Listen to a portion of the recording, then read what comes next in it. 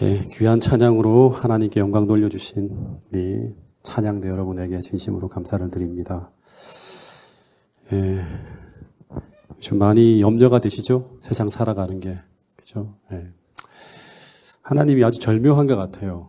지금 우리가 지난기부터 다니엘서를 연구하는데 이제 올해 이제 막 이런 여러 가지 우암폐렴이라는 이런 어떤 위험한 전염병이 돌고 또 이 교회에는 우리 김기복 목사님이 다녀가신 후에 새벽 기도 운동이 벌어지고 있습니다. 자발적으로. 목사가 하자고 해서 한 게 아니라. 저도 새벽마다 나와서 계속 기도하고 하는데 여러분 이 기도 운동에 우리 교회가 다 동참했으면 좋겠습니다. 비록 이 성전에는 못 나온다 할지라도 각자 집에서 아침, 새벽, 그다음 정오, 저녁 마칠 때 항상 3번씩 기도함으로 우리 자신의 삶을 돌아보는 그런 기도 운동이 벌어졌으면 좋겠습니다.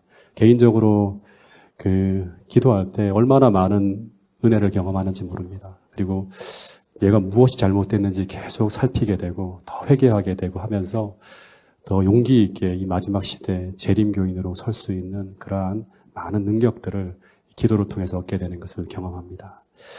제가 지난주부터 계속 이제 이 재림에 대한 주제를 제가 좋아하고 또 그걸 전해야 될 사명을 가지고 있는 목사이기 때문에 계속 살피게 되는데 오늘 이제 드디어 어느 정도 정리를 했는데 이 내용이 워낙 방대해서 제가 이번 한 주간에 마칠 수가 없더라고요. 그래서 되는 대로 좀 시간 되는 때까지 좀 전하고 또 그 다음에 남은 내용들은 그 다음 주에 전하는 이런 방식으로 해서 가능한 몇 주 동안 이 말씀을 좀 여러분들과 나누고자 합니다. 여러분 하인리 법칙이라고 들어보셨을 겁니다. 이 하인리의 법칙을 1대 29대 300 법칙이라고도 하는데 이 법칙은 1930년도에 이제 보험회사 관리 감독자였던 이 허버트 하인리라는 사람이 주장한 법칙이래요. 이 사람이 이제 업무 성격상 이제 수많은 이 사고 통계를 막 접하면서 한 5,000건 정도 되는 산업재해를 쭉 분석해요. 그리고 난 다음에 통계를 내어본 결과 1대 29대 300이라는 법칙을 발견하고 이것을 논문을 써서 발표를 합니다. 이 법칙이 바로 하인리 법칙이라고 해요. 근데 이 법칙을 1대 29대 300이라고 법칙이라고 부르는 거는 이 내용이 뭔가 하면 큰 재난 하나가 벌어지기 전에는 먼저 작은 사고와 경미한 사고가 큰 재난의 징조로 나타난다고 하는 거예요.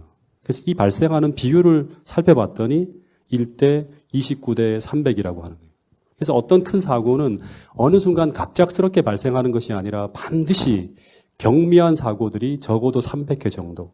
그리고 작은 사고들, 조금 주목할 수 있는 사고들이 적어도 29회 이상 경고성 징조로서 나타난다고 하는 거예요.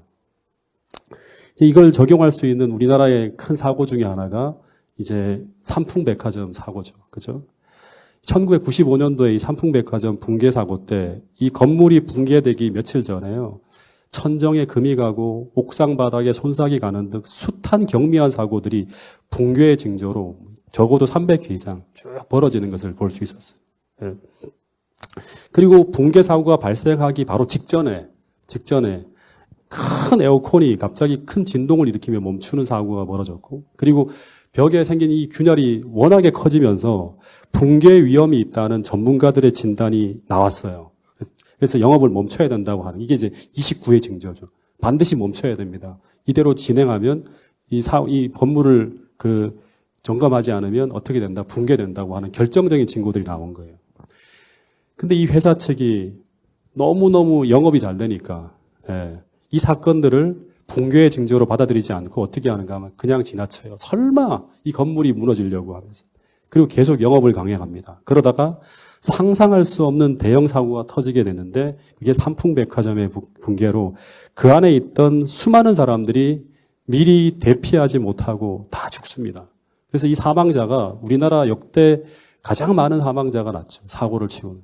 500명 이상이 죽어요. 그리고 부상자가 1,000명 가까운 사람들이 다칩니다. 우리나라 사고 역사 중에 최고 큰 사고 중에 하나죠. 여러분 마찬가지로 인류 역사상 최대의 사건, 여태까지 우리가 한 번도 경험해보지 못한 대형 사건인 이 예수님의 재림이 벌어지기 전에도 이 하인리 법칙이 적용될까요? 여러분 이 말씀을 같이 한번 읽어보겠습니다. 누가복음 21장 29절 말씀입니다. 시작. 이에 비유로 이르시되 무화과 나무와 모든 나무를 보라.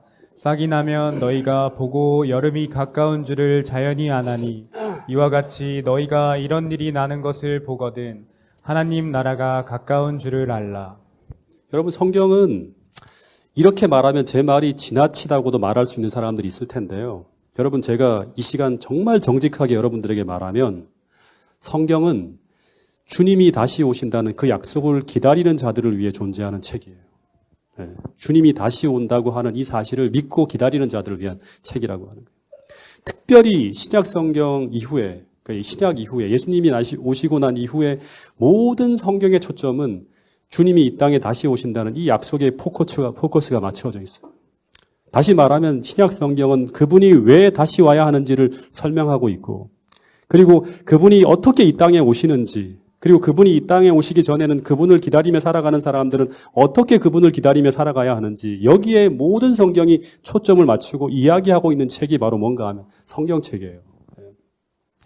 제가 처음 교회를 다닐 때 이제 이 성경책을 읽는데요. 제가 읽어보니까 저하고 너무 안 맞는 거예요. 지나치다 할 만큼 종말론적으로 적혀 있는 거예요. 계속 끝에 대한 이야기를 하고 이런 얘기들이 계속 나오는 거예요.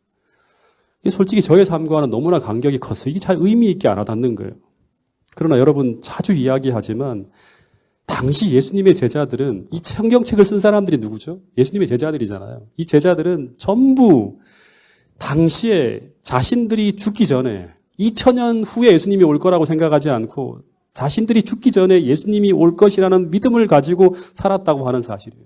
그런 생각을 가지고 성경을 다 썼어요.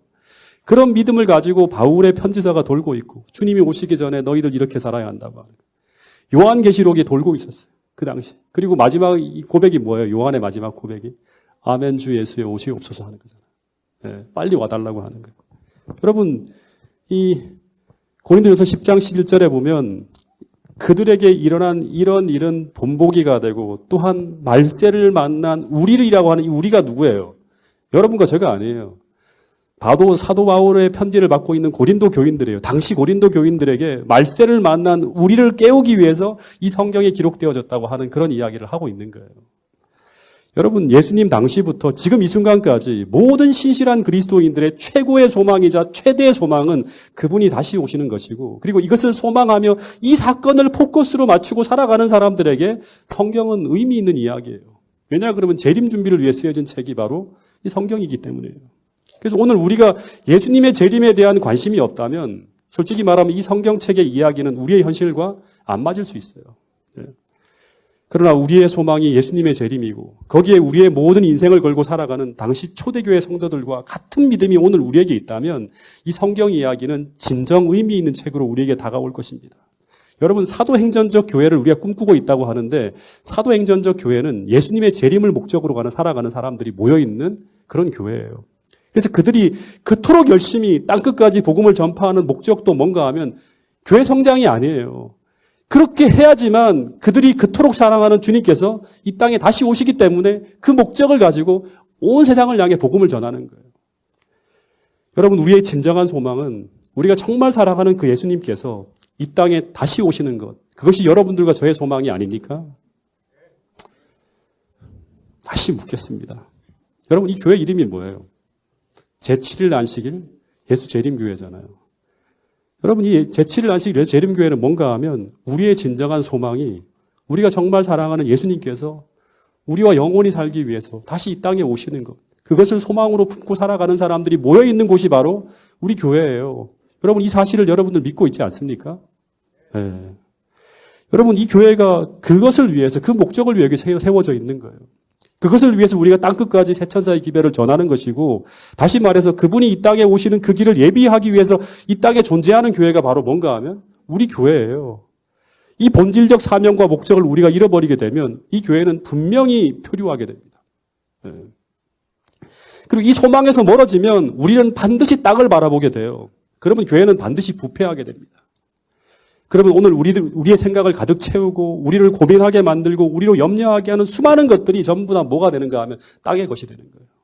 그런 믿음을 잃어버리고 교회는 아무런 의미 없이 교회에 왔다 갔다만 우리가 하게 될 것입니다. 여러분, 오늘 여러분과 저의 마음속에 이 재림의 소망이 다시금 불타오르게 되기를 간절히 바라겠습니다. 네. 여러분, 지금 이 지구는 그분이 다시 오시지 않으면 도저히 해결할 수 없는 문제들로 가득 차 있는 그런 곳으로 지금 되어가고 있어요. 그래서 성경은 말하기를 온 우주와 모든 만물은 그분이 다시 오시는 그때를 기다리며 지금 임박한 시간을 지나가고 있다고 성경은 이야기하고 있습니다. 여러분, 근데 이 세상을 바라보면 전혀 예수님의 재림과 상관없이 세상이 돌아가고 있고, 심지어 지금 그리스도를 믿노라고 공언하는 모든 교회들도 그분의 다시 오심에 관한 이야기가 거의 들려오지 않는 그런 시대가 지금 이 마지막 시대라고 하는 것입니다. 뿐만 아니라 심지어 어리석은 처녀로 비유되는 이 마지막 시대의 교회를 상징하는 라오디게아 교회도 다 어떻게 하고 있는가 하면 다 졸며 잠들어 있어서 이 사건을 위해 준비되지 못하고 이 마지막을 지나가게 될 것이라고 성경은 예언하고 있습니다. 여러분, 그래서 주님은 이런 세상과 교회를 깨우기 위해서 주님이 오시기 직전에 지금 우리가 살고 있는 이 시대가 세상의 끝이라는 것을 알려주기 위해서 어쩌면 알람 시계와도 같은 그러한 것들을 주시기로 하셨는데 그것이 바로 뭔가 하면 재림의 징조라고 하는 거예요. 주님은 이 마지막이 다가올 때 세상에 이런 일이 벌어질 거라고 하는 것을 쭉 알려주셨어요. 그러면서 이 수많은 재림의 징조들을 통해서 세상과 교회를 깨울 것이라고 말씀하고 있다고 하는 것입니다. 그러면 이런 일이 벌어지게 되면 어떻게 알아? 너희는 일어나서 머리를 들라고 하시는 거예요. 여러분, 이 재림의 징조를 알려주는 대표적인 성경의 장이 복음서 중에 두 군데가 있습니다. 어디하고 어디죠? 하나는 마태복음 24장이고 또 하나는 누가복음 21장입니다. 특별히 마태복음 24장에 보면 제자들이 예수님께 와서 주의 임하심과 세상 끝에는 어떤 일이 있겠는지를 질문하는 내용이 나와요. 그때 예수님께서 세상 끝과 주님이 오시기 전에 이런 일이 벌어질 거라고 쭉 말씀을 하셨어요. 그래서 이 사건들은 우리가 뭐라고 하는가 하면 재림의 징조라고 하는데 이 재림의 징조라고 하는 것은 어떻게 이해될 수 있는 것이라고 하면 어떻게 이해될 수 있는가 하면 마지막 시대로 흘러가면 다시 말해서 세상이 종말로 흘러가게 되면 어떤 일이 벌어지는가 하면 노아 홍수 직전에 벌어지는 사건을 보면 그때 세상 사람들이 너무나 악해져 갈 때 사람들의 모든 생각과 계획이 항상 악해져 가고 있었어요. 그때 어떤 일이 벌어졌다고 하는가 하면 하나님의 신이 더 이상 사람들과 함께 하실 수 없었다는 이야기가 나옵니다. 다시 말하면 성령이 떠나가나요. 그러면 동시에 어떤 일이 벌어지게 되는가 하면 성령에 붙으시는 영향력이 점점 약해져 갈 때 그때 동시에 벌어지는 일이 뭔가 하면 사단의 역사가 점점 더 강력하게 세상에 나타난다고 하는 거예요. 그래서 말세 사단의 역사가 거의 제어되지 않고 가장 크게 나타나게 될 것인데 세상을 막 힘드는 거예요. 교인들 성도 한 사람 한 사람이 아니라 세상에 막 나타나는 사단의 역사가 굉장히 강력하게 나타나고 거의 제어되지 않고 나타나게 될 것인데 그때 주님은 세상에 이런 일이 벌어질 거라고 하면서 우리에게 알려준 것이 바로 뭔가 하면 재림의 징조라고 하는 거예요.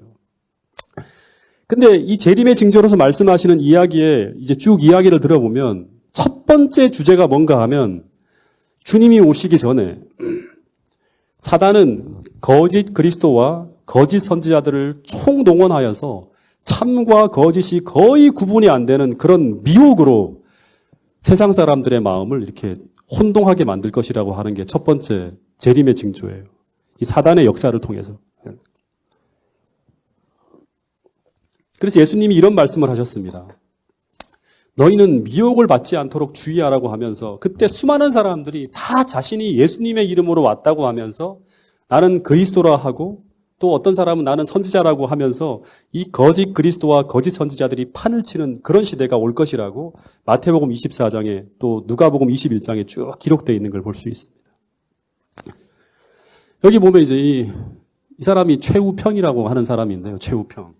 근데 이 사람이 순천에서 1968년도에 태어났는데 이 사람이 자신이 3년간 공생애를 걸쳐서 이제 예수로서 확실히 이제 사역을 마치고 순천 사시는 분 계십니까?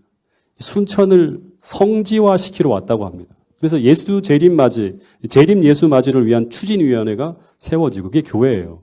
그리고 순천 전체가 자신을 그리스도로 영접하라고 하는 그런 이야기를 막 전하고 전단지를 뿌리고 다니는 거예요. 예. 그리고 여기 있는 이 사람도 그 자기가 재림 예수라고 하는데 이 사람의 책이 한 권 저희 집에 왔어요. 이렇게 두꺼운 책이에요.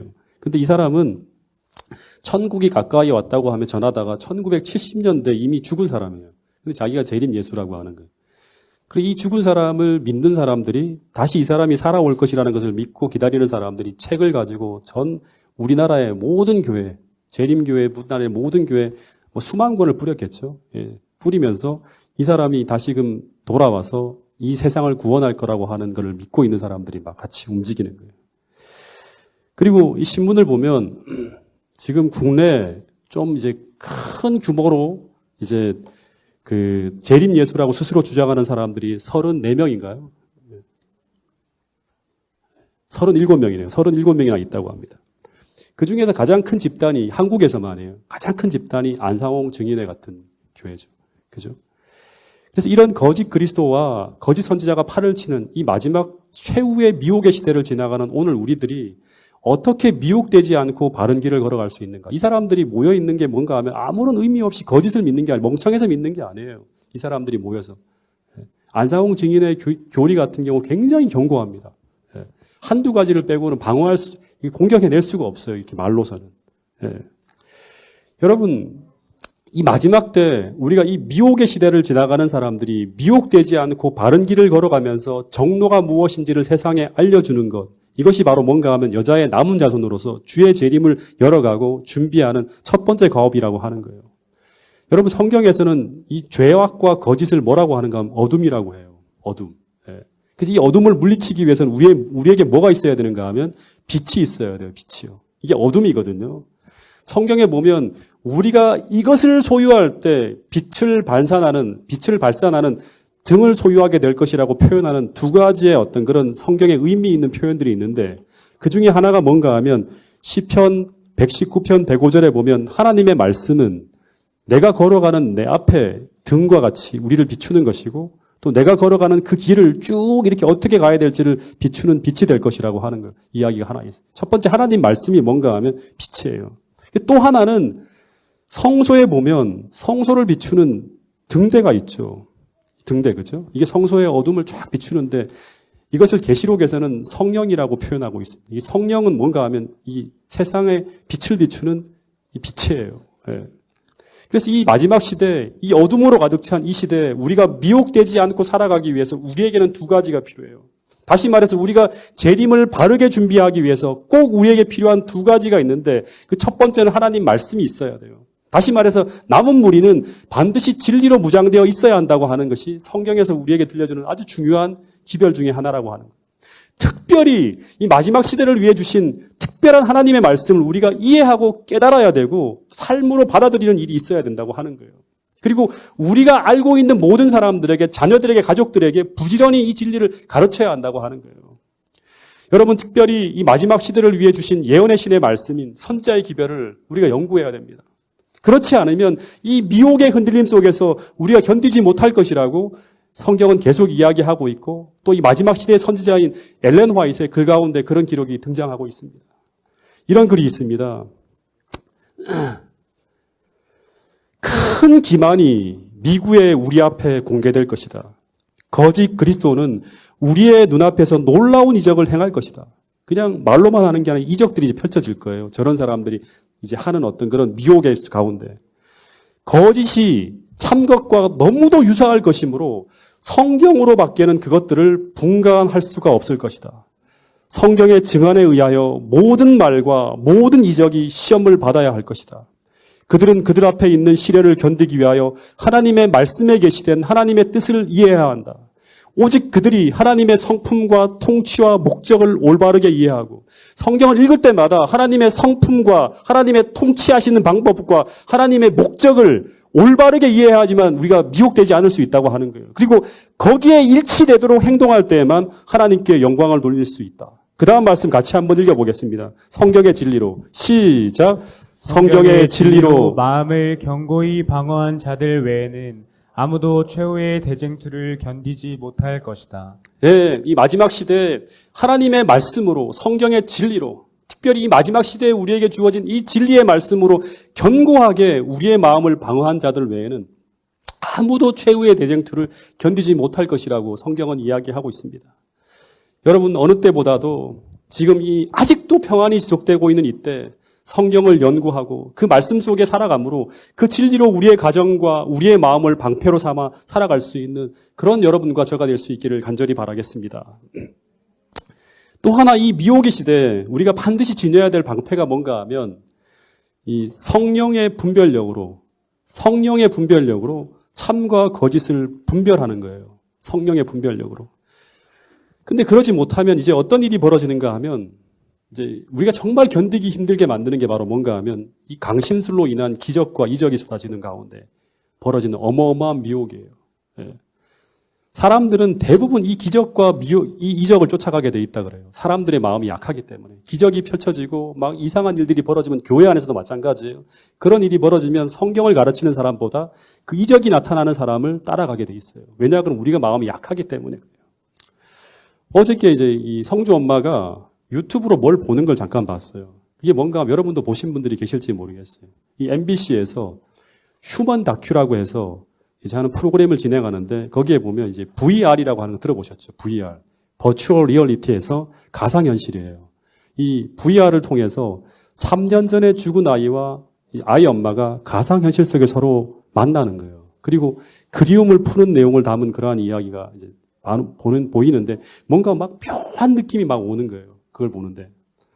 죽은 아이가 이전과 똑같은 목소리와 똑같은 모습으로 이 가상현실 속에서 살아 나타나는 거예요. 그래서 아이 엄마와 만나는 거예요.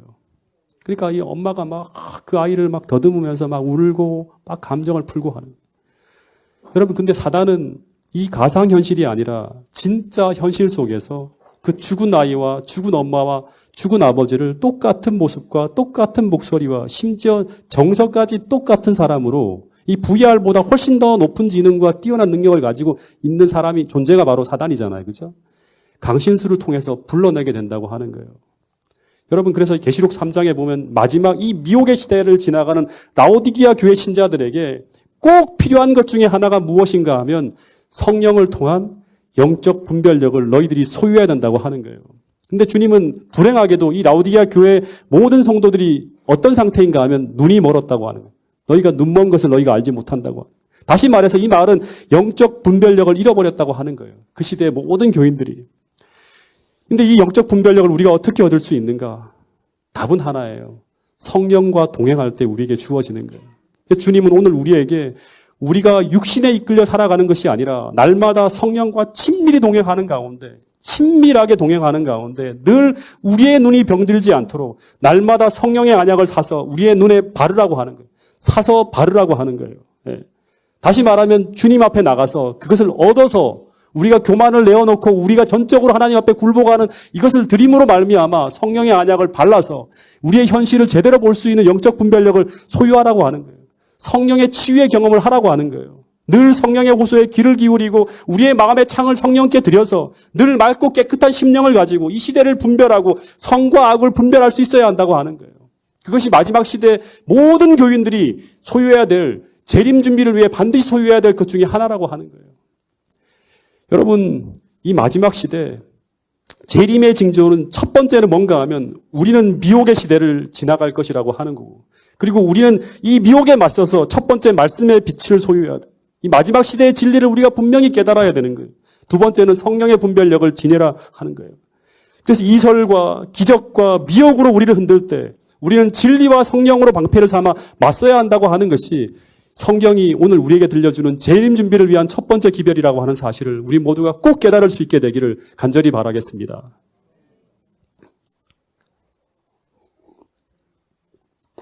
두 번째, 재림의 징조 두 번째는 뭔가 하면 이 마지막 시대에 사단이 거의 제어됨 없이 막 활동하게 될 때 두 번째 주님께서 마태복음 24장과 누가복음 21장을 통해 들려주는 재림의 징조 두 번째는 뭔가 하면 온 세상이 난리와 난리의 소문으로 가득 차게 될 거라고 합니다. 사람이 살 수 없을 것 같은 막 일이 벌어지는 거예요. 네. 그래서 민족이 민족을, 나라가 나라를 대적하여 일어난 다툼과 분쟁이 창궐할 거예요. 지금 이것보다 훨씬 더 많은 곳에서 지금 계속 분쟁이 일어나고 있죠. 칼과 창으로 싸우는 분쟁이 아닌 외교적인 분쟁, 갈등들이 온 나라 사이에 다 이렇게 저렇게 다 걸려 있어요. 다 이기적으로 변화가고 있기 때문에.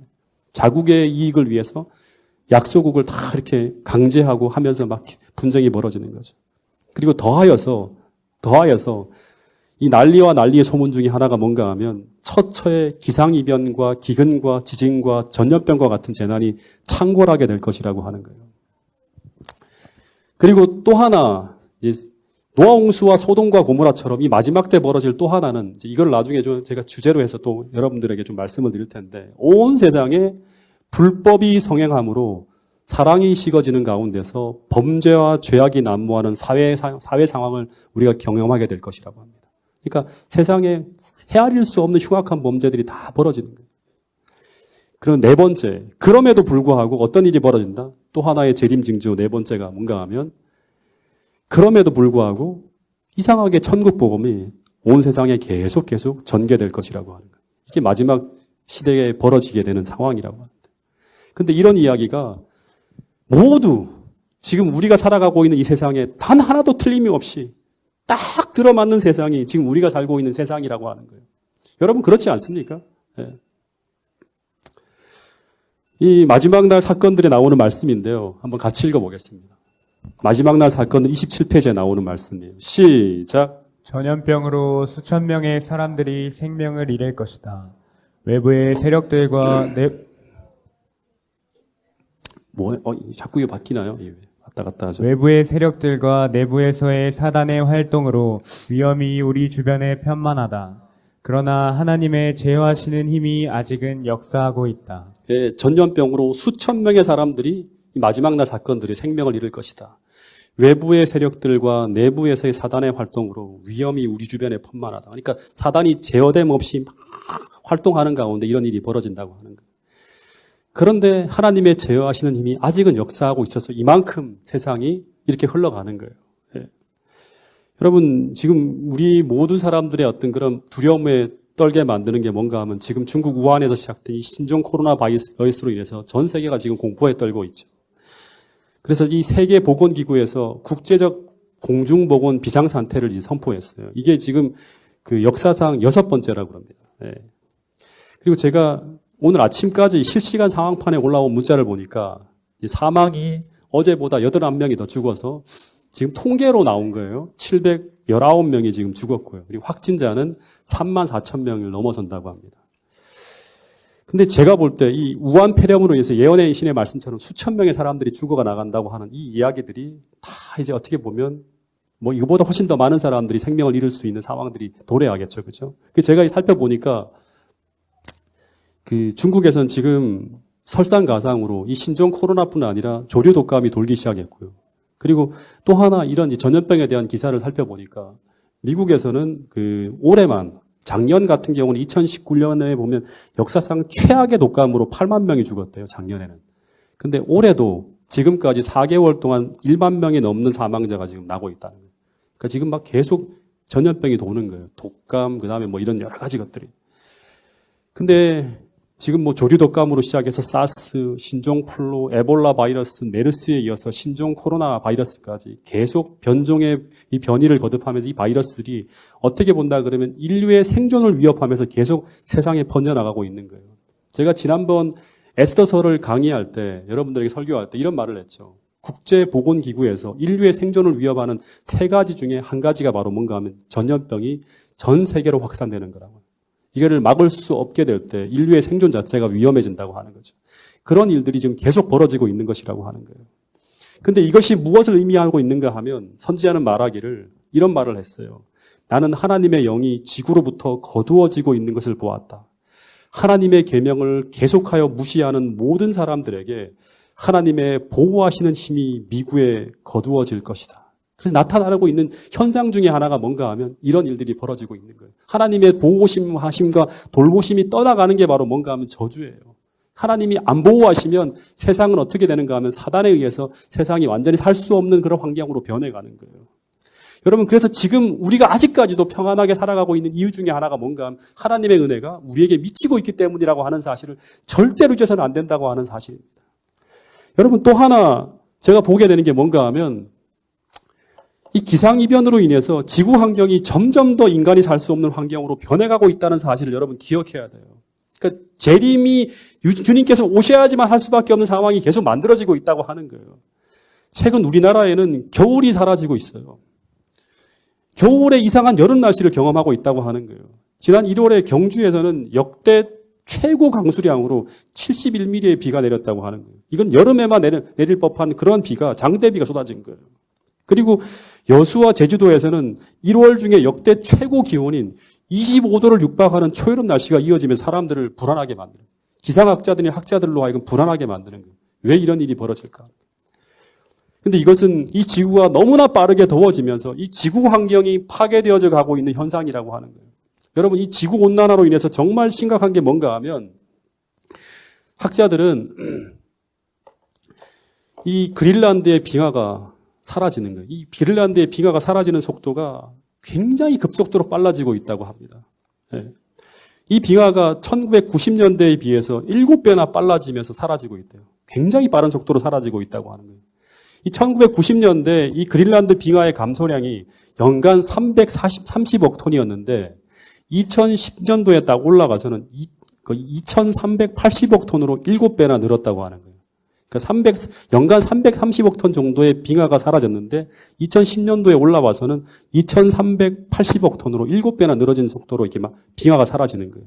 근데 작년의 수치가요, 학자들이 경악할 만큼 늘어났다고 합니다. 이 작년 프랑스 파리의 이제 여름 기온이 42.6도까지 올라갔대요. 근데 이때 덴마크 기상연구소에 따르면 7월 한 달에만 그린란드의 빙하가 1970억 톤의 빙하가 사라졌다고 하는 거예요. 그리고 이어서 8월 1일 하루 만에 1000억 톤의 빙하가 하루 만에 다 녹아내렸대요. 이 1990년도에 1년 빙하 감소량이 330억 톤이었는데 단 하루 만에 1000억 톤. 이 1년 동안에 사라지는 빙하 양의 수치의 3배가 넘는 빙하가 단 하루 만에 촥 녹아내린 거예요. 여러분, 이건 정말 학자들이 볼 때 너무너무 두려운 현상이 벌어진 거예요. 근데 이렇게 지구온난화로 인해서 빙하가 감소하고 있다고 하는 것은 결국 이것이 단순히 해수면이 막 상승하는 것이 아니라 전 지구적 생태 환경이 파괴되어지고 있다는 신호라고 하는 것입니다. 여러분, 노아홍수 이후로 하나님의 자비로 그나마 안정화되어진 이 생태 환경이 이제 더 이상 존속이 어려운 불안정한 환경으로 변해가고 있다고 하는 것이 모든 세상이 들려주는 하나의 이야기라고 하는 것입니다. 그런데 이런 환경 파괴가 지속되어질 때 성경은 앞으로 어떤 일이 벌어질 것을 예고하고 있는가 하면 누가복음 21장 25절 26절에 이런 말씀이 있습니다. 자, 한번 같이 읽어보겠습니다.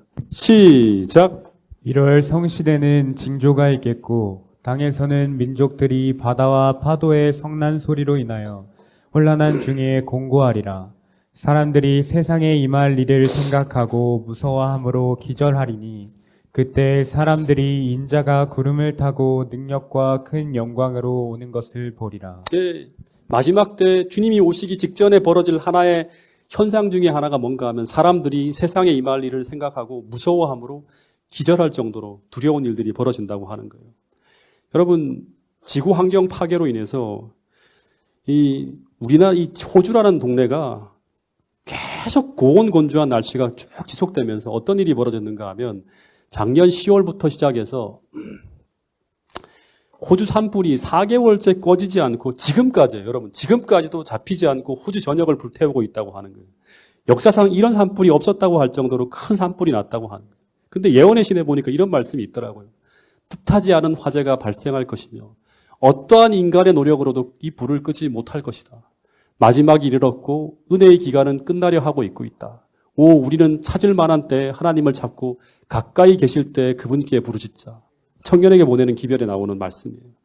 근데 이 호주 산불로 인해서 호주 전역이 불타면서 호주의 그게 한 생태계 보고라고 해요. 수많은 동물들이 살아가고 있는 이 호주 전체 지역이 다 불타버린 거예요. 그래서 그 학자들에 의하면 약 5억 마리 정도의 동물이 죽어나가는 상상을 초월하는 참변이 일어났어요. 동물들이 다 죽어버린 거죠.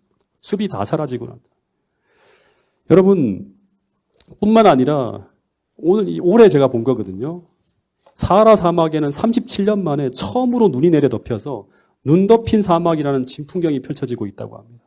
여러분, 사하라 사막에 이 눈이 내리고 그리고 아마존의 열대우림이 17% 이상이 사라지고 있는데 이 17%라는 말이 어마어마하게 큰 어떤 양이 사라지는 거예요. 생태 환경이 다 파괴되어지는 거예요.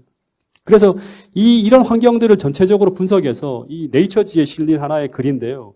학자들이 지금 벌어지고 있는 환경적 재앙이 이런 상태로 변해가는 것을 보면서 어떤 결론을 내고 있는가 하면 이미 이 상태가 다시금 이전의 환경으로 되돌릴 수 있는 시기를 이미 놓쳤다고 보는 학자들이 많이 있다고 하는 거예요.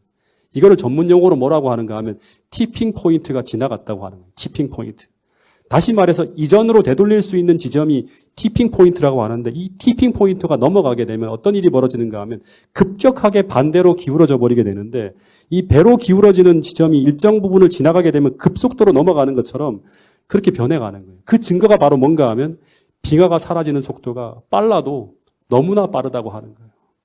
여러분 이것이 무엇을 말하고 있는가 하면 우리가 살아가고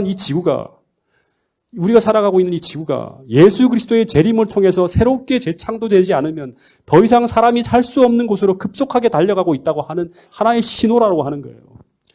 여러분 요한계시록 7장에 보면 하늘에 네 바람을 붙들고 있는 네 천사가 바람으로 하여금 이 땅에 불지 못하도록 붙잡고 있는 장면이 보여집니다.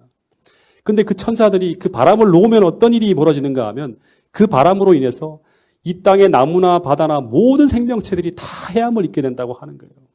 근데 그 바람을 놓으려고 하는 순간 어떤 일이 벌어지죠? 하늘로부터 한 천사가 달려와서 그 바람을 놓지 말라고 하는 거예요. 왜 그렇죠?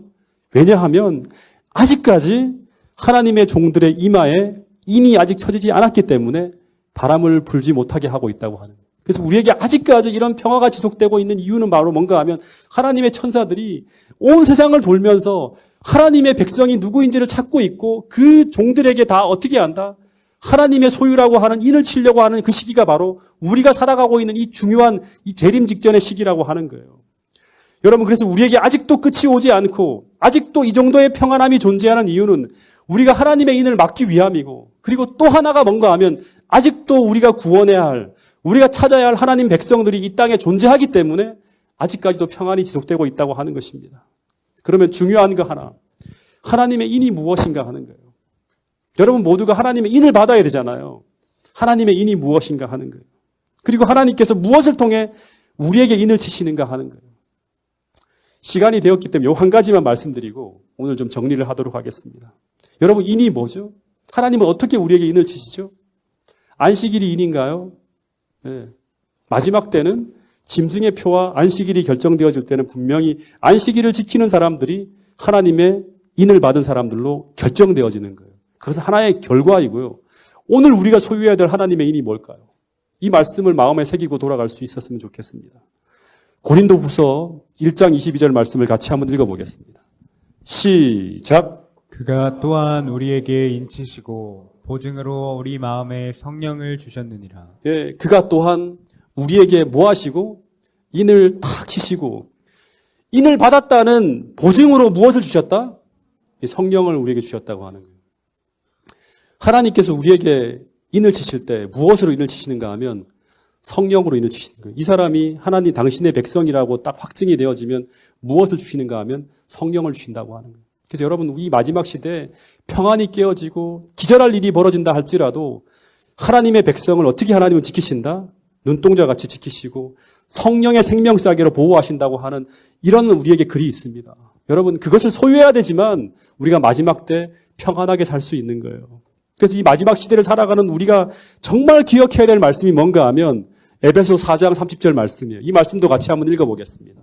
시작. 하나님의 성령을 근심하게 하지 말라. 그 안에서 너희가 구원의 날까지 인치심을 받았느니라. 예, 하나님의 성령을 어떻게 하지 말라? 근심하게 하지 말라고 하는 거예요. 하나님의 성령을 근심하게 하는 일을 하지 말라고 하는 거예요. 왜냐 그러면 너희가 그 안에서 언제까지? 구원의 날까지 인치심을 받았기 때문이라고 하는 거예요. 여러분 이 성령에 대한 이야기는 여러분들에게 정말 하고 싶은 얘기가 정말 많은데 아마 다음 주 사경회 때 이 목사님을 통해서 우리가 계속 배우게 될 것입니다. 여러분 특별하게 로마서 8장 13절 14절에 보면 하나님은 이런 말씀을 하셨어요. 우리가 오늘 성령에 이끌리는 삶을 살지 않고 있다면 다시 말해서 육신대로 살면 이 성령에 이끌리는 삶의 반대가 뭔가 하면 육신을 따라 사는 거예요. 다시 말하면 우리의 본능이 끄는 대로 살아가는 거예요. 육신대로 살면 로마서에서 바울은 뭐라고 하는가 하면 너희들이 반드시 죽을 것이라고 하는 거예요. 이 죽을 것이라고 하는 건 뭔가 하면 생명이 없는 그리스도가 없는 방향으로 너희들이 끌려가고 있는 증거라고 하는 거예요. 그래서 오늘 우리가 하나님의 영으로 인도함을 받는 사람이 되어야지만 곧 하나님의 아들이라고 하는 것입니다. 여러분 이 순간 하나님의 영이 우리 안에 계신지 다시 말해서 오늘 우리가 육신에 이끌리는 사람이 아니라 하나님의 영에 이끌리는 사람인지 이 시간 꼭 생각해 보시고 만약 그렇지 않다면 회개하고 하나님의 영을 근심하지 않도록 주님께로 돌아가기로 결심하시는 파주중앙교회 모든 성도들이 될 수 있기를 간절히 바라겠습니다. 그래서 이 교회가 성령을 구하고 성령의 바람이 불 수 있도록 회개 운동과 기도 운동이 벌어져서 정말 하나님이 역사하시는 그러한 결과들이 현현되어지고 여러분의 삶에 성령의 열매가 가득 맺히는 그런 아름다운 교회로 이 교회가 변화되어질 수 있기를 간절히 바라겠습니다.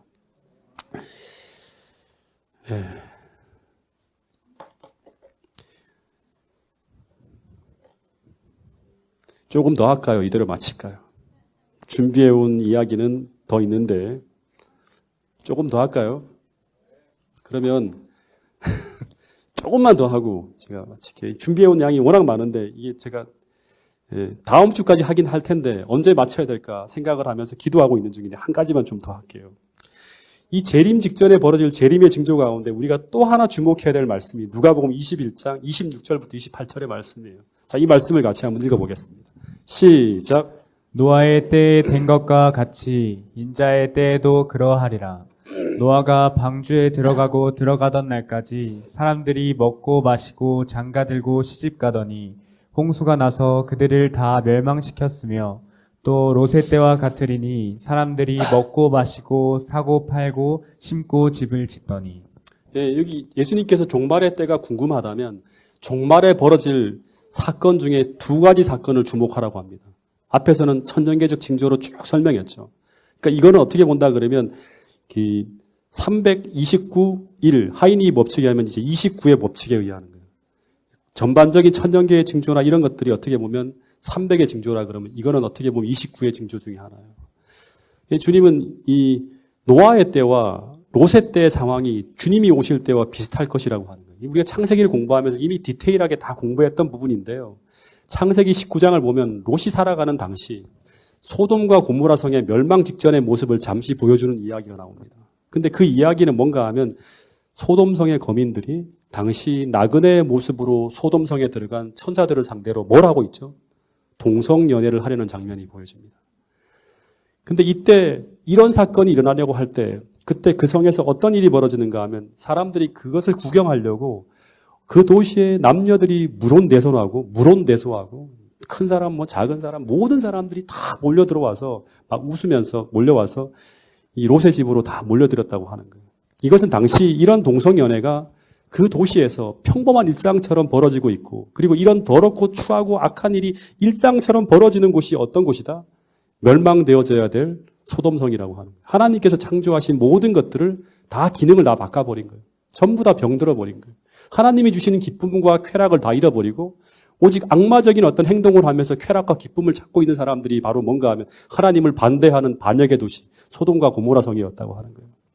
여러분 최근에 연예인들이 공개적으로 자신이 동성연애자임을 밝히는 일이 보편화되어지고 있어요. 옛날에는 이런 일을 이렇게 하면 사람들이 그 연예인을 쳐다보지도 않죠. 혐오하는 대상인데 이제는 당당하게 자신을 밝혀요. 여기 보면 한서희라는 사람과 저는 몰라요. 이 사람이 누군지. 이 솜혜인이라고 하는 사람이 자신이 동성연애자임을 공개적으로 당당히 밝혔다고 하는 기사가 나와요. 커밍아웃이라고 하는데 내가 이런 사람이라고 밝히는 거예요. 그리고 이 기사는 한 군인이 성전환 수술을 군 복무 중에 받았어요. 그리고 군대에서는 이 사람이 남자가 아닌 여자로 바뀌었으니까 어떻게 돼야 돼요?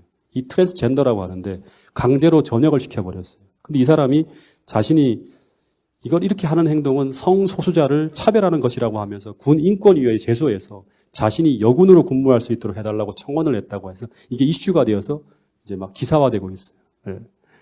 그리고 최근에는 이 숙명여대에 올해 처음으로 남성이 성전환 수술을 받고 숙명여대 법대에 합격하는 역사적인 사건이 벌어집니다. 이것이 이슈가 되었는데 이제 이 사람이 어저께인가 그저께인가 뉴스를 보니까 등록을 포기했어요. 왜냐 그러면 막 여러 가지 어떤 그런 너무 논란이 심해지니까. 근데 이 사람이 이런 용기를 낼 수 있었던 것은 누구 때문인가 하면 이 사람 때문이라고 하는 거예요. 네.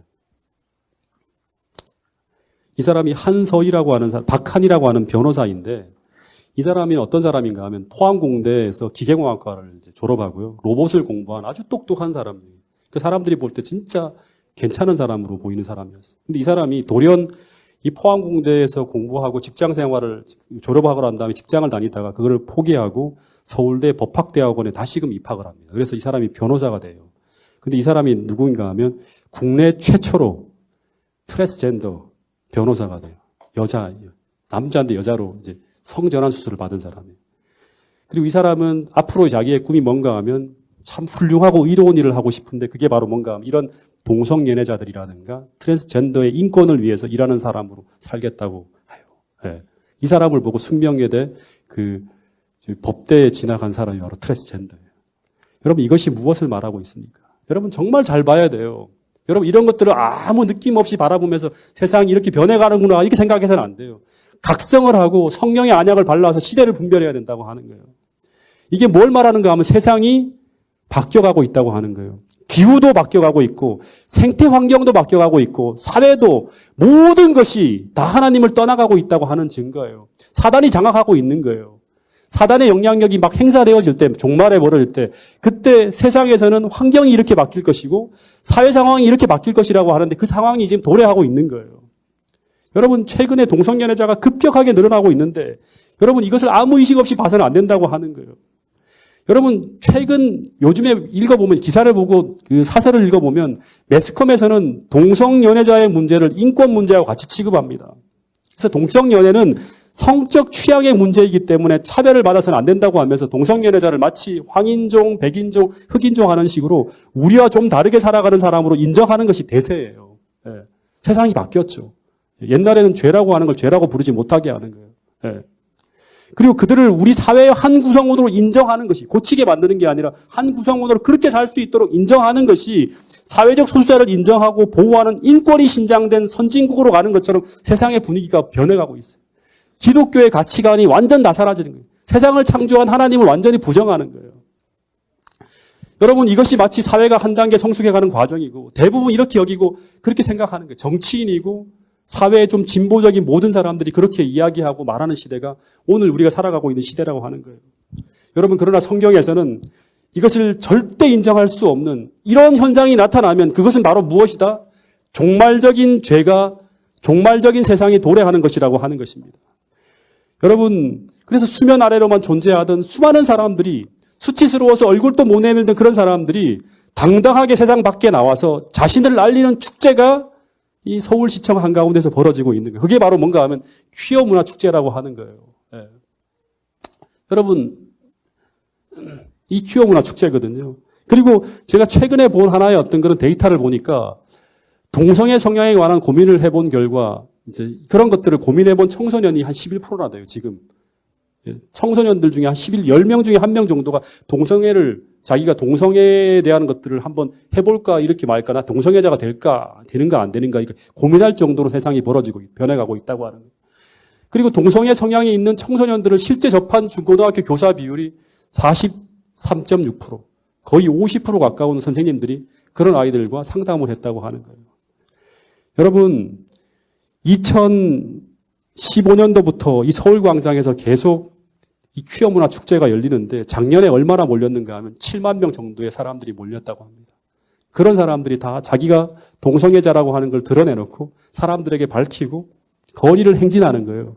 이게 퍼포먼스를 하고 행진하는 거예요. 여러분 하나 더 제가 마지막 때 우리가 정말 기억해야 될, 주목해야 될 변화 중에 하나가 바로 뭔가 하면 2016년도에 이 성소수자 차별금지법이 우리나라에서 발의되었는데 이 법이 어떤 법인가 하면 미국에서는 흑인들을 인종차별하면 어떻게 되죠? 감옥에 가는 거예요. 그런 것처럼 똑같이 동성애가 잘못된 것이라고 사람들에게 말하거나 그렇게 이야기하면 어떻게 된다? 처벌받게 하는 게 바로 뭔가 하면 동성애 차별금지법이라고 하는 거예요. 이 법이 2016년도에 발의됐다가 이제 이 보수 기독교 단체에 의해서 극렬하게 반대하는, 왜냐 그러면 설교를 해야 되는데 그런 말을 못하게 하니까 그럼 안 되겠다 싶어서 막 반대를 해서 결국에는 이게 발의가 철회되었어요. 근데 이 법이 언젠가는 통과될 거라고 하는 거예요. 왜냐하면 동성연애자들이 계속 늘어나고 있어요. 그리고 선진국이라고 불리우는 유럽의 수많은 나라들이 이 동성애자의 결혼을 합법화하면서 그들을 인정하는 동성애자 차별금지법이 다 통과가 되었어요. 그렇기 때문에 우리나라도 언젠가는 이 길로 흘러간다고 하는 거예요. 근데 이 법이 시행되어지면 어떻게 되는가 하면 지금은 우리가 도덕적으로 죄로 보는 수많은 더럽고 추한 성관계를 이제는 죄라고 말하지 못하는 단지 개인적 성적 취향으로 인정하는 그런 세상이 도래한다고 하는 거예요. 여러분, 실제 일부 유럽 국가들은 이 법이 통과되어지면서 모든 것들이 사회적으로 인정되어져요. 그런 모든 것들이. 그러면 어떤 사회가 되는가 하면 세상이 거의 아비규환으로 변해가는 거예요. 여러분, 모든 창조의 질서를 역행하는 죄악이 다 개인적 성적 취향으로 인정하는 사회가 어떤 사회인가 하면 이 세상에서는 인권이 신장되어진 사회라고 말하는 거예요. 근데 하나님은 뭐라고 하는가 하면 그것은 바로 세상의 종말이 찾아오고 있는 것이라고 하는 거예요. 여러분, 우리 모두가 깨어있는 의식을 가지고 이 사회가 변해가는 것 하나하나를 보면서 주님께서 다시 오신다고 하는 사실을 꼭 기억하고 우리가 무엇을 준비해야 될지를 고민할 수 있는 여러분과 저가 될 수 있기를 간절히 바라겠습니다. 여러분, 누가복음 17장 26절에 보면 노아의 때와 같이 인자의 때에도 그러하리라고 하면서 예수님은 무슨 말씀을 하셨는가 하면 노아가 방주에 들어가는 날까지 사람들이 먹고 마시고 장가들고 시집가더니 홍수가 나서 그들을 다 멸망시킬 때까지 그들은 무엇을 하고 살았는가 하면 이 마지막이 온다고 하는 사실을 깨닫지 못하고 살았다고 하는 것입니다. 여러분, 오늘 우리 모두가 무엇에 관심을 두고 지금 살아가고 있는지, 내가 무엇에 끌려 살고 있는지를 다시 한번 생각해 보면서 이 무너져가는 세상이 아니라 주님을 위해 살기 위해서 다시금 영적으로 각성하고 주님께로 돌아갈 수 있는 여러분과 제가 될 수 있기를 간절히 바라면서 오늘 말씀을 드리도록 하겠습니다.